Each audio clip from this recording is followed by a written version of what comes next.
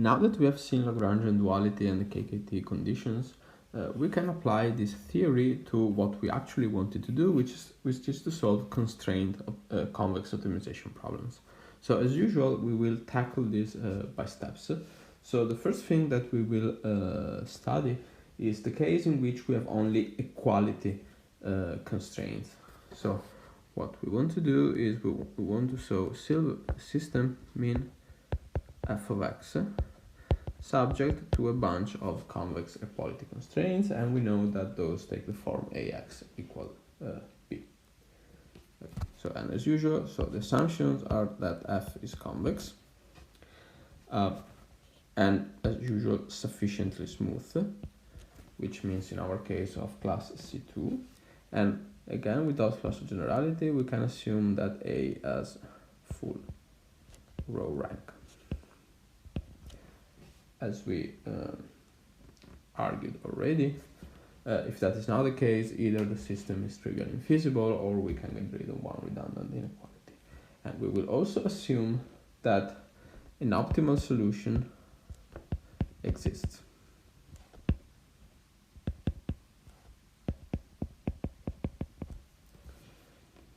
Okay, now with those assumptions, notice that the Slater's conditions are trivially satisfied because, Slater's conditions would require that we have a strictly feasible solution, but strict feasibility is defined only with respect to inequalities, and we have no inequality.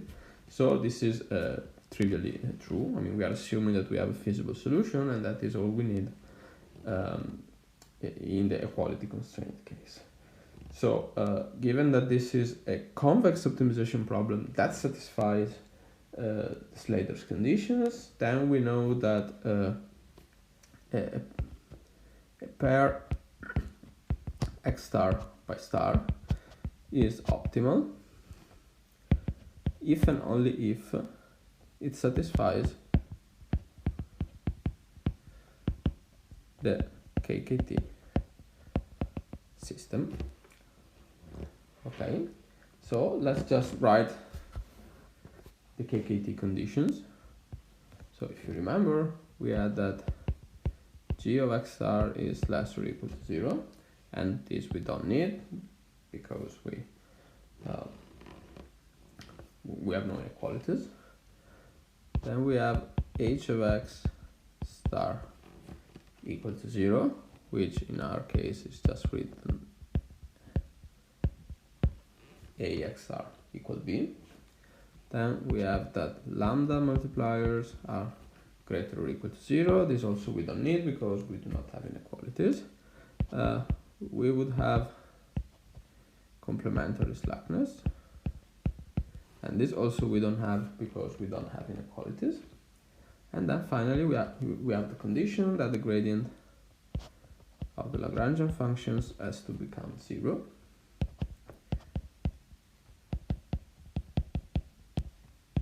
This part goes away.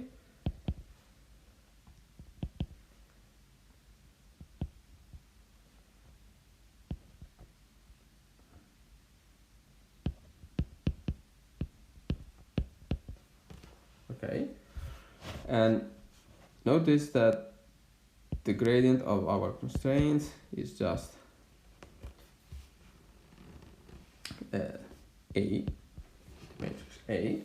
So what's left is just this system, which is ax star equal b, and that f of x star plus pi transpose A equals 0.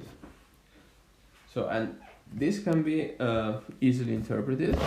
So this is the so-called primal feasibility, and this is the so-called dual feasibility. Notice that this is just saying that the gradient of the objective function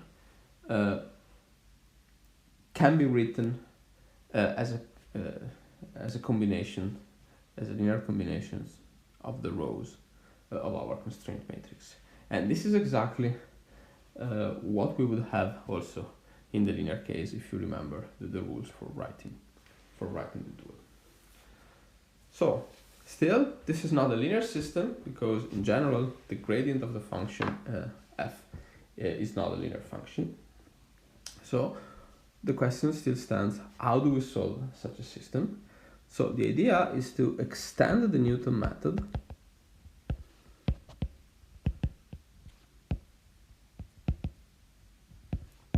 to solve the system. Okay, and in particular, so we will modify the method such that if it starts from a solution which is already feasible for our constraints, then the Newton step will be guaranteed to satisfy the constraint as well.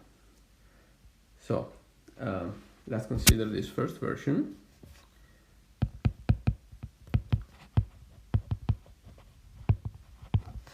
Okay, so we assume that our starting point x0 is feasible. So a of x0 is equal to b, and the Newton step is modified to maintain feasibility. What does it mean? What does it mean? That we will guarantee that a delta x and t will be equal to 0. And if that is the case, of course, we have that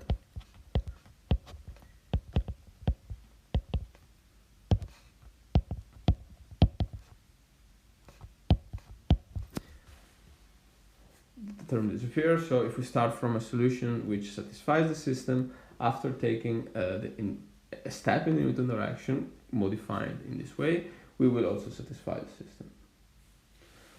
Okay, so this is the plan.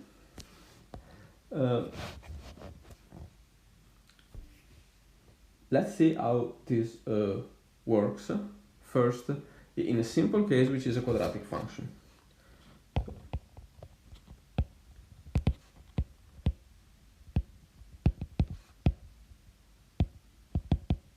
Okay, so in the case of a quadratic function, what we actually want to minimize is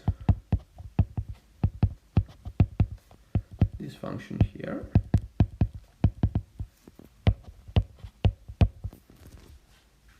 Okay, and if we write the corresponding KKT system, we get a x star equal b, and p q p x star plus q plus pi star a equals 0. And this system can be rewritten in this form.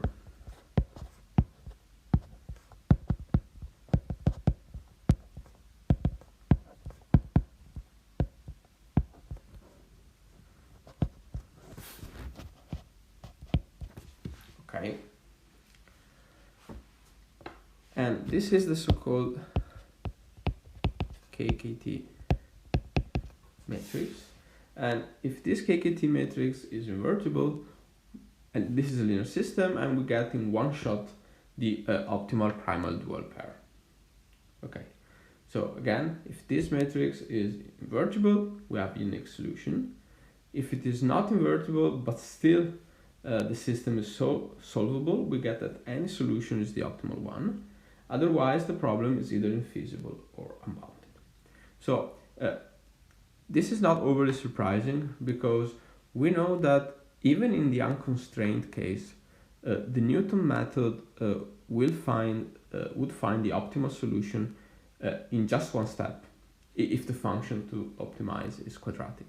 And we have just seen that pretty much little changes if we have equality constraints.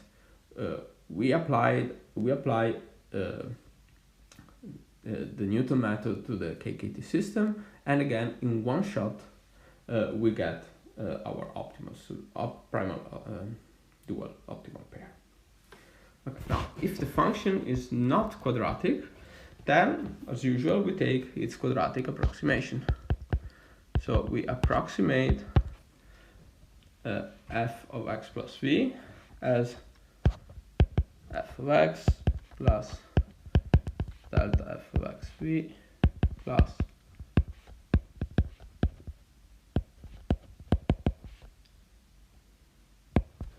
here. So we have the gradient and the Hessian as usual. And then the system becomes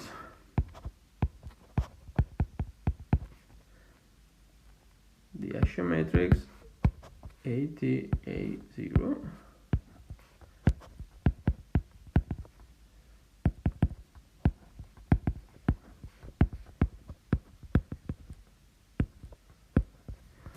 becomes something like this. Okay, and again, this is called the KKT matrix, and we have that with this system we compute at the same time a vector pi and a Newton direction delta x and t. Notice that with the assumptions that we usually make, for example, that the function is strongly convex, then we have that the KKT matrix is always invertible because the Hessian has no zero eigenvalue, and so it's always possible to compute the Newton step. And we don't see the proof, but it can be shown that this method is also a fine invariant and the convergence is as usual, so that which means that after a while we get into quadratic convergence and the method is very fast. Now, the only thing which is not very satisfactory about this method is the fact that we require a starting point which already satisfies the system. So we can relax this assumption with a slight modification, which is the following. Instead of assuming that we currently satisfy the system, we just want to satisfy the system after the Newton step. So this is equivalent to considering this system here.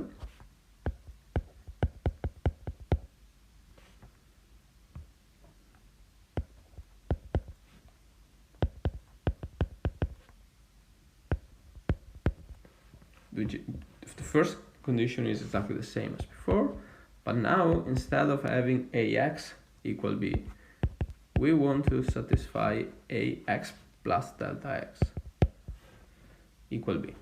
Okay, and this basically replaces the condition a delta x equals 0. Okay, so if we just write this system in matrix notation, we have the very same matrix, KKT matrix, to compute the very same thing, which is the step, the Newton step and the vector pi. But now we just have a different right hand side with respect of what we had before. Okay.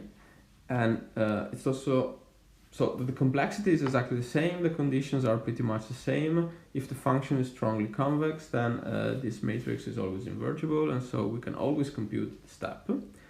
And notice that once we take a full step, then our iterate becomes a feasible point, because the direction is such that if we take a full step, so a step with t equal 1, that we satisfy the system, and then from then on we are back to the previous simple algorithm in which we maintain feasibility.